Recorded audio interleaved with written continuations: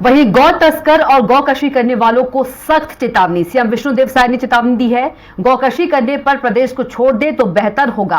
उल्टा लटकाने की पहले कही थी बात, आप लोगों के माध्यम से फिर से कह रहे हैं, यह सब इस प्रदेश में चलने वाला नहीं है। यदि गौकशी करना है तो प्रदेश को छोड़ दे तो बेहतर होगा। तो गौ तस्कर और गौकशी करने वालों के लिए सीएम साय की कड़ी चेतावनी। गौकशी करने पर प्रदेश को छोड़ दे तो बेहतर होगा, सीएम साय का कहना है।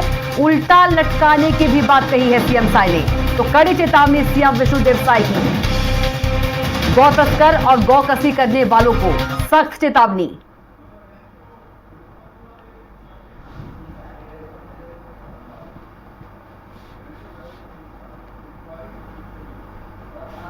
आज बड़ा सौभाग्य का विषय है और यहाँ पर हमारे प्रदेश के यशस्वी डिप्टी सीएम साहब श्री विजय शर्मा जी मौजूद हैं, जिनके पास पंचायत एवं ग्रामीण विकास विभाग भी है।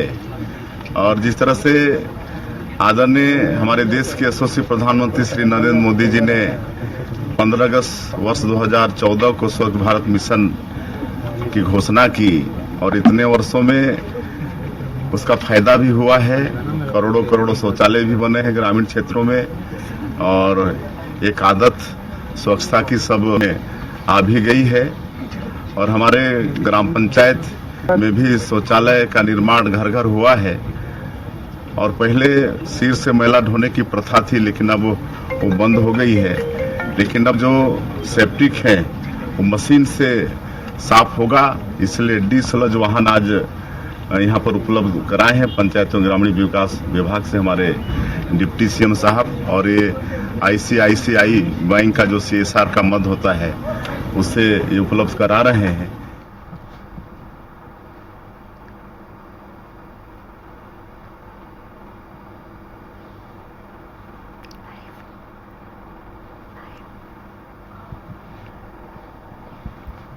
और इसी खबर पर ज्यादा जानकारी के साथ रायपुर संवाददाता गोपी साहू सीधे जुड़ गए हैं। गोपी, गौ तस्कर करने वाले और गौकशी करने वालों को सीएम साय की सख्त चेतावनी है, कड़ी चेतावनी है, या तो प्रदेश छोड़ दे या तो ये काम छोड़ दे।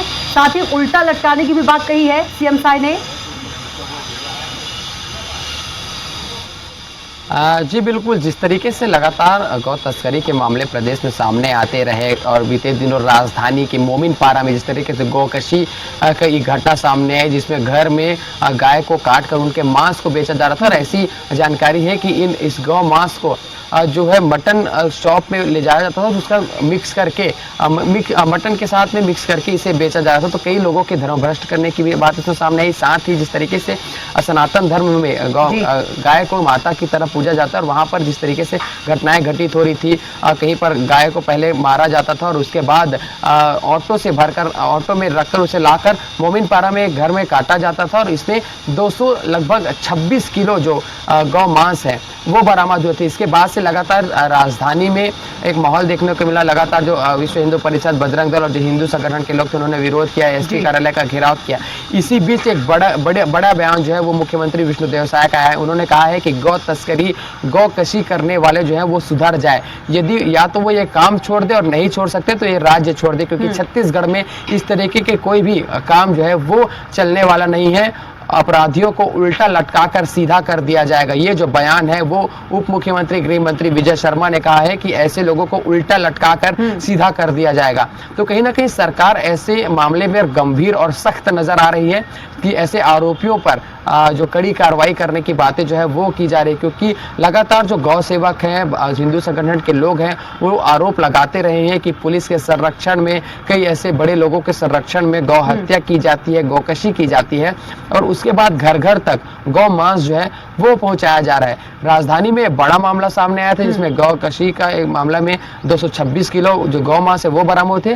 साथ ही उस घर से एक डायरी बरामद हुई थी। उन डायरी में तमाम उन ग्राहकों के नाम लिखे गए थे जो गौ मांस खरीदा करते थे। और वो जो नाम है अब वो मीट दुकान लगाने वाले लोगों के हैं, जिससे अब ये ऐसे में मामला जो है वो सामने आता है कि उस गौ मांस को मीट दुकान में बेचा जाता था और उसके बाद मीट में जो है वो गौ मांस को मिलाकर अन्य ग्राहकों को इसे दिया जाता था। तो ऐसे कई जानकारी सरकार है जो गौ मांस खरीदा करते थे, साथ ही कोई अनजाने में भी लोगों को गौ मांस जो है वो खिलाया जा रहा था। तो ये कहीं ना कहीं बड़ी और गंभीर घटना, इससे धार्मिक सौहार्द जो है वो प्रदेश का, राजधानी का बिगड़ता, और इसीलिए सरकार इतनी गंभीर नजर आ रही है और इतनी सख्त नजर आ रही है कि मुख्यमंत्री विष्णुदेव साय कहते नजर आ रहा है कि या तो ये काम छोड़ दे या ये राज्य छोड़ दे, क्योंकि ये विष्णु का सुशासन है और यहाँ पर इस तरीके से अधर्म और लोगों के धर्म भ्रष्ट करने वाले जो काम है, जो लोगों के धार्मिक भावनाओं को हाथ पहुंचाने वाले काम है, वो नहीं चलेंगे। जी बिल्कुल, मामले में सीएम का कड़क अंदाज होना भी चाहिए ताकि गौ हत्या पर लगाम लगे, गौ हत्या बंद हो।